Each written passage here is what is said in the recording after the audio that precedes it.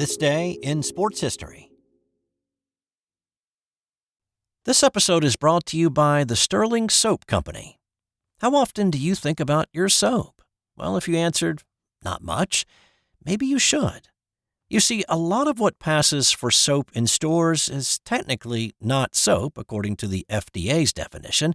It's full of lab-created chemicals and detergents because it's cheaper to make. Now, what if you could buy natural soap made from natural ingredients like tallow, palm oil, coconut oil, and scented with essential oils, and for just a little bit more than you'd pay for grocery store soap? Sterling Soap is 100% natural, and with a wide variety of bath soaps, shave soaps, beard balm, lotions, and cologne, there's a product and a scent for just about everybody. Check them out for yourself at sterlingsoap.com. That's STIRLING soap.com.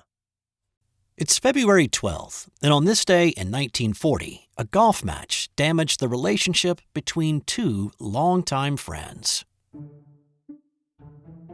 Ben Hogan and Byron Nelson first met each other as preteens when they both caddied at the Glen Garden Country Club in Fort Worth, Texas.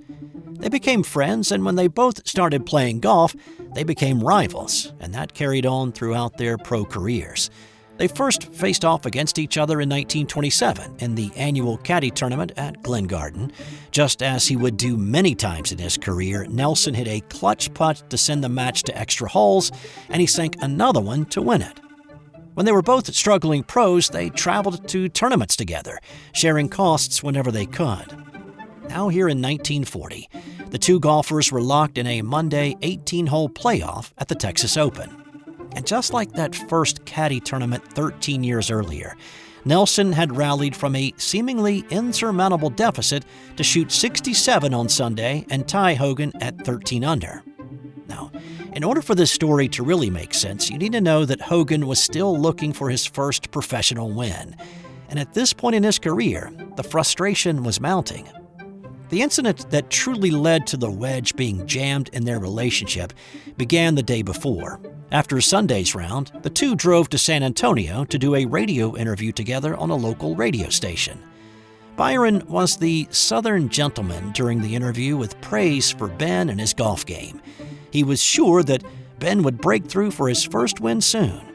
Hogan, on the other hand, was surly, and he answered a question about Nelson's game by saying, "Byron's got a good game, but it would be a lot better if he practiced.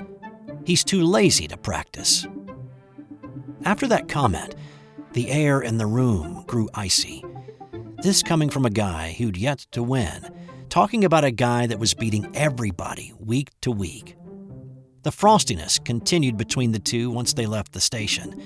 There were no words spoken on the ride back that night. So on this day in the playoff, neither player seemed to take any pleasure in their game. Nelson had a one-shot lead at the turn, but Hogan rallied, making birdies at 11 and 13 to take a one-shot lead himself. He was 5 holes away from winning his first PGA tournament. But then he faltered with a bogey at 15. Nelson made par and then birdied the next to reclaim the lead. And he held on to win by a shot and cashed the $1,500 winner's check. For Hogan, it was his 7th top 10 finish so far that season. But yet, it was another bitter disappointment, and he left the course in a hurry, refusing to talk to anybody about it. Nelson hung around to answer reporters' questions, and he was gracious once again in his comments about Hogan, repeating his prediction that he would soon break through and win his first tournament. His prediction would come true, but the relationship between the two childhood friends had been harmed. Not irreparably, but it would take several years before a thaw would happen. On this day in 1972, the U.S. Olympic hockey team won the silver medal. Well, I should qualify that and say that on this day, the U.S. hockey team beat Poland 6-1, and it wasn't until the Soviets beat the Czechs the following day that the U.S. was assured of silver. And a couple of things to know first. 10 teams played 1 game each for 5 spots in the medal round.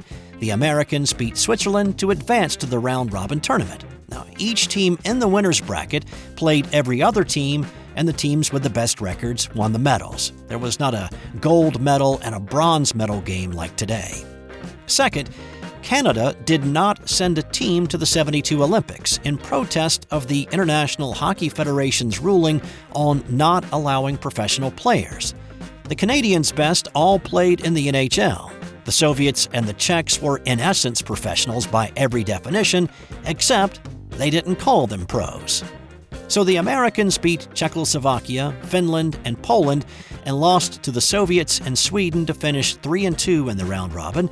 When the Czechs lost to the Soviets on the 13th, they also had a 3-2 record. But since the U.S. had beaten them, and despite a huge goal differential disparity, the Americans took home silver.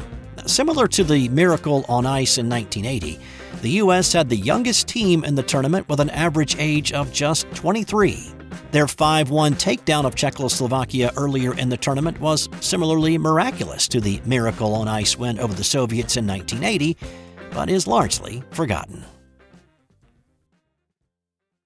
Hey, I needed to call a quick timeout to let you know that we're giving away a $50 gift card to Homefield Apparel. Have a favorite college sports team? Of course you do. You're listening to a sports podcast. Well, Homefield Apparel has all the great gear so you can support your team in style. Jerseys, hoodies, hats, and a whole lot more are available in your team's colors and insignias. So go to sportshistorynetwork.com/giveaways for your chance at a $50 gift card to Homefield Apparel. I've also put a link in the show notes. Now, let's get back out there. We've got more of this episode to do. On this day in 1908, a grueling transcontinental car race took the green flag. Now, we are a nation that loves its cars, and we are also a species that loves to race anything with wheels on it. The first car was built in the 1880s, the first American gasoline-powered car came out in 1893, and of course, at that point, daring people wanted to take their new cars and go race them, with the first American car race happening in 1895. Now, here we are 13 years later, and the automobile has moved into adolescence, if you will.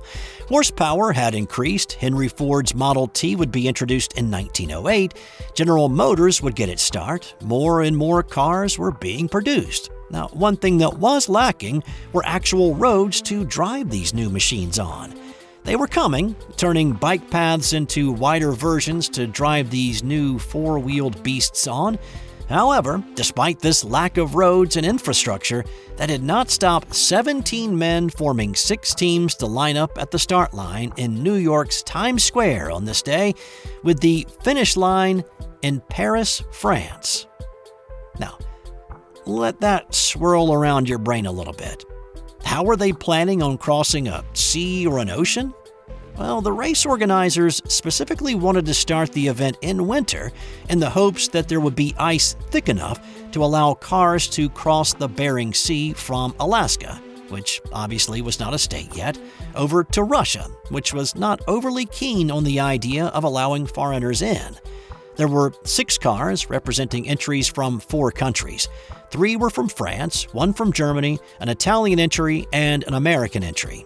The American car for this race was a 60-horsepower Thomas Flyer touring car.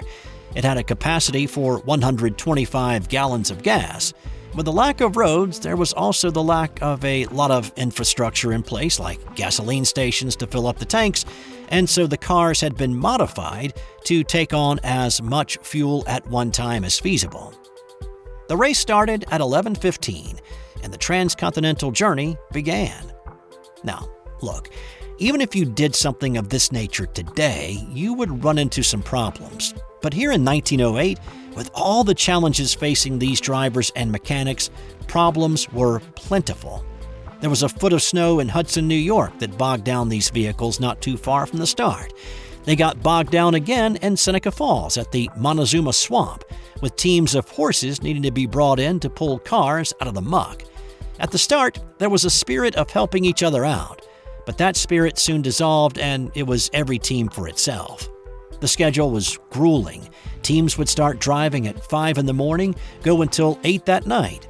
Mechanics would work on the cars, repairing cracks and trying to make sure the fluids in the car didn't freeze up into the early morning hours, and then they would get up and do it all over again. They hit more snow in the Midwest. There were cries from the Italian team of cheating Americans who apparently used railroad tracks in the service of a trolley train. The race went through Colorado, Wyoming, south through Nevada, around Death Valley into Northern California, then up north to Seattle, where the teams would ship their cars to Valdez, Alaska, to drive across the Bering Strait. When the Americans looked into whether the drive could be made across the ice, they came to the conclusion the only way to do it would be to break the car down into smaller components and dog-sled them across the ice and reassemble the car on the other side. Well, at that point, race officials adjusted the race course and told the Americans to go back to Seattle and ship the car to Vladivostok. They went from first to last in the confusion. More confusion followed in Russia. Drivers got lost, with wrong turns costing teams up to 15 hours to right the wrong. Finally, on July 26th, the first car arrived in Paris. It was the German entry, but it was met with little fanfare. The team had not yet been made aware that it had been penalized 2 weeks for illegally using a train in the American West to carry its car through a rough stretch. The Americans had not been penalized after the Italian protest. 4 days later, on July 30th, American George Schuster piloted the flyer down the Champs-Élysées with a throng of jubilant French proclaiming the winner of the 22,000-mile transcontinental car race that started on this day in 1908. One more funny fact from this adventure: the Americans were almost arrested in Paris by an overzealous gendarme who noticed the car did not have any lights. The gendarme pointed out that the law is the law, and it was the law that a car driving in Paris at night had to have a working headlight. A cyclist standing close by had a lamp on his bike. He handed it to the Americans to put on their car, and the gendarme stepped down. Vive la France! On this day in 1909, American James Clark ran the Brooklyn Marathon in a then record of 2 hours, 46 minutes, 52 seconds. It was estimated that 250,000 people lined the race route to watch this spectacle of 164 men lining up for this long-distance race, with many staking out spots on Coney Island or around Seagate. Now, a couple of things here. One, the 26.2-mile distance had not yet become standard. That would not happen until 1921. So this race may have been 24 or 25 miles. It could have been longer. Just know that there was not a standard at this point. Also, shoes. Sports shoes at this point were dress shoes with perhaps spikes attached to the bottom. And taking a look at what Clark wore that day, it's as if he had just taken his business suit off and started running. He appears to be wearing cap-toed shoes, like somebody might have worn to an office. So think about that, running a marathon in dress shoes. The race started and finished at the 13th Regiment Armory on Sumner Avenue. Once the runners looped around the Seagate and headed back to the armory, it was 8 laps around the track to complete the race. Clark had completed 3 of his 8 laps before the next runner came into the building, and he finished 2 minutes ahead of that man to finish at 2 hours, 46 minutes, 52 seconds, setting a new record. Time now for today's That's Got Nothing to Do with Sports fun fact. The inventor of the Tickle Me Elmo doll was once considered to be the Unabomber. Say what? Mark Johnson Williams was born 22 miles from the eventual Unabomber's home. He had blueprints of a plane that Ted Kaczynski tried to blow up in 1978. He made frequent visits to Chicago, and of course, since he was building Tickle Me Elmo, was a frequent purchaser of electronic parts and fuses. Mark was relieved when Kaczynski was arrested on April 3, 1996.